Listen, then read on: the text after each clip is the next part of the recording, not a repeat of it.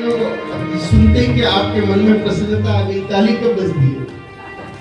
भाई दुखी होता है आदमी तो गाली निकलती है, और प्रसन्न होता है तो ताली बजती है।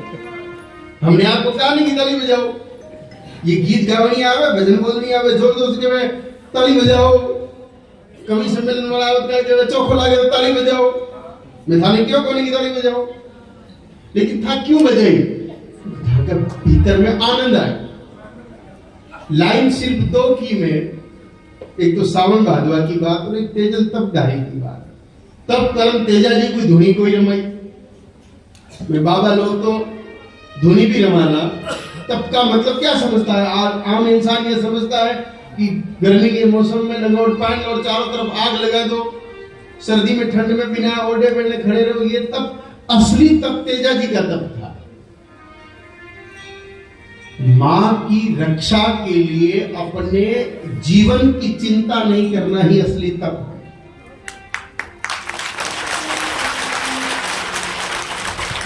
माला फेरना असली तप नहीं है, व्रत करना असली तप नहीं है, हिमालय में बैठ के साधना करना कोई बहुत बड़ी बात नहीं है, बहुत लोगों ने किया।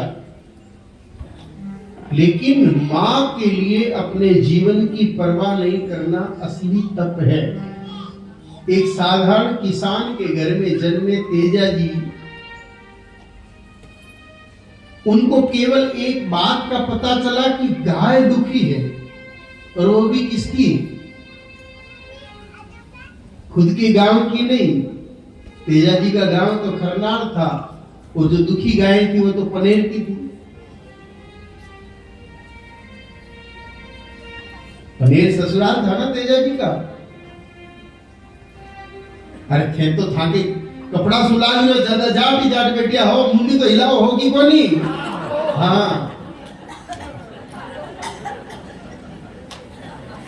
देखो, राजस्थान की ये सबसे बड़ी विशेषता कि कपड़ा बोल देता है कि सामने कौन बैठे। ये बाकी जगह नहीं मिलेगा आपको, ये चीज राजस्थान में मिलेगी। तो भाई पनेर की गाय, खरनार के तेजा जी जाट, और गाय किसकी? गुजरों की। गाय गुजरों की, तेजा जी जाट। लेकिन तेजा जी को इस बात का पता चला कि गौ दुखी है, तो तेजा जी ने यह विचार नहीं किया कि गाया पर गांव की छह कि प्रजात की छह। तेजा जी को तो एक ही चीज लगी कि गौ मेरी माँ है, चाहे वो कहीं की भी और किसी की भी है, उसकी रक्षा करना मेरा कर्तव्य है। इसलिए तेजा जी चल गए। गौ माताओं की रक्षा के लिए तेजा जी ने अपने प्राण दिए। उसी से तेजा जी का तप फलित हुआ, और आज तेजा जी के नाम से करोड़ों लोगों के प्राण बच रहे हैं। मैं सामान्य लोगों की बात तो नहीं करता, लेकिन जो गौ प्रेमी कोई आदमी है और अगर योगा योग से उसको काला नाग काट ले, सिर्फ तेजा जी के नाम का दिया जला करके उस पर धागा घुमा करके भुजा पर बांध दो, काले नाग का जहर वहीं का वहीं रुक जाएगा, आगे नहीं रुकेगा। तो ये गौ के तप की शक्ति थी, तो तेजा जी जैसे किसान को आज भगवान बना दिया। और फिर शेखावाटी का लोग पूजो तो कोई मोटी बात को नहीं, कोई खरनाल भी पाकती में है और पनेर सुरसुरा भी नजदीक में ही है। लेकिन हमने तो मालवा तक में जाकर के भी तेजा जी की पूजा होती देखी, और भाव से पूछते देखे वहां पर भी। तो गाय माता की कृपा से 4 खूंट में तप का प्रभाव नजर आता है। तो अब हम जिनको पूज रहे हैं,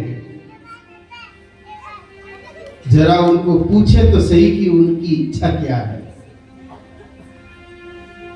हम सिर्फ इतना ही आपसे निवेदन करेंगे, ज्यादा आपका समय भी खराब नहीं करेंगे, कीमती समय है आप सबका। बड़ी अच्छी कथा चल रही है, कथा भाव से सुन रहे हैं।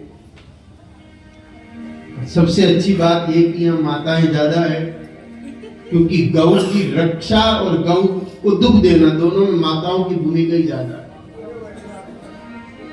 औरतें चाहे तो घर में गाय को घुसने ही नहीं दे। ये जो आजकल भैंसे बढ़ी है ना शेखावाटी में, ये सब आप माताओं की मेहरबानी है। कि गाय तो दूध ओछो देवे, भैंस दूध ज्यादा देवे, गाय दूध पतलो देवे, भैंस दूध गाढ़ो देवे। इस चक्कर में आप भैंसे ले आए। लेकिन आप गाय की हकीकत को समझ करके आप तय कर लोगे कि अब हमारे घरों में गौ माता चाहिए, तो ही गौ का रक्षा होगी। बाकी आदमी तो बेचारे ज्यादा से ज्यादा गौशाला में आपसे छुपा के दान दे सकते हैं। छुपा के देना पड़ता है, घर वाले ने पता लागे मारे तो काई के या नहीं बांधनी है। हाँ मारे तो बोल है ना हो और थैयो का ही कर दियो। इसलिए ज्यादातर आदमी बेचारे छुपा करके देते चुपके से। ये सब इनका जी आत्मा जानती है कि अरे जगदम्बा ने पतो पड़ गयो महाराज कई दशा हो सीमा की करे रोटी को नहीं खाने दे। आपके लिए नहीं है। इस सभा में बैठी हुई माताओं का स्वभाव ऐसा नहीं हो सकता। सत्संग सुनने वाली माताएं तो सब कुछ समर्पित करने का भाव रखती आई है। इतिहास साक्षी है, मेरे देश में जब जब जरूरत पड़ी माताओं ने सोना चांदी तो क्या शीश काट करके भी दिए है। इतिहास साक्षी है। लेकिन जिनको सत्संग नसीब में नहीं है, वो 24 घंटे से रिमोट कंट्रोल या मोबाइल पर अंगुलियां दिस रही नसीब में है, वो दान नहीं देने देती है। आप सौभाग्यशाली है कि आपको ऐसा अवसर प्राप्त हो रहा है। हम सिर्फ आपसे इतनी ही विनती करेंगे कि आप माता एक बात समझ गई तो आपके सबके घरों में गौ होगी, और घर में गौ होगी तो घर में जितने भी देवी देवता है उन सबको पधारना पड़ेगा। जिस घर में गाय माता होती उस घर में 24 घंटे में देवताओं को एक चक्कर लगाना पड़ता है। सूक्ष्म रूप से उस घर में रुपया कितना बढ़ता है ये मुद्दा नहीं है, लेकिन शांति जरूर बढ़ती है, प्रेम जरूर बढ़ता है, आनंद बढ़ता है, वात्सल्य बढ़ता है, सतोगुण बढ़ता है। और ये सारी चीजें ही तो कीमती है। रुपए कमाना कोई बहुत बड़ी बात नहीं है, झूठ फरेब करके भी लोग रुपए कमा सकते हैं। लेकिन शांति कमाना, प्रेम कमाना ये दुर्लभ है। ये ईश्वर कृपा से ही संभव है। गाय माता जो स्वयं ईश्वर का ही रूप है, उसे घर में बिठाने मात्र से सब देवताओं का वास हमारे घर में होगा। गावो विश्वस्य मातरा, गाय माता पूरे जगत की माता है। गावः जगन मातरम, गावः त्रैलोक्यस्य मातरा, मातरः सर्वभूतानां। इस चराचर जगत में जितने भी जीव जंतु हैं सबकी माँ गौ है। काल के प्रभाव से बुद्धि ऐसी फिरी है कि हम गौ माता को पशु समझ बैठे हैं।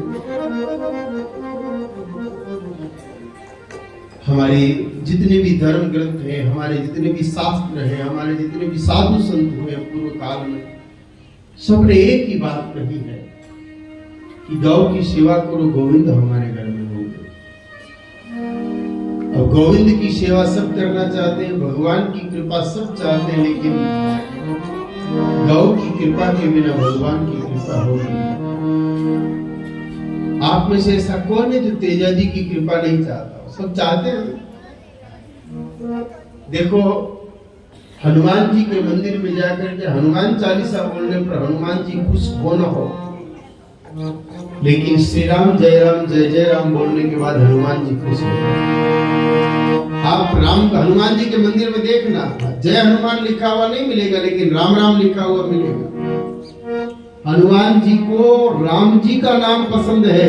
जैसे ही कोई हनुमान जी के सामने राम की चर्चा करता है, हनुमान जी खुश होकर के उस भक्त को आशीर्वाद देते हैं। वैसे ही जो कोई गाय की सेवा करता है, तेजा जी उसको बिना कुछ अतिरिक्त काम किए आशीर्वाद देना शुरू करते हैं।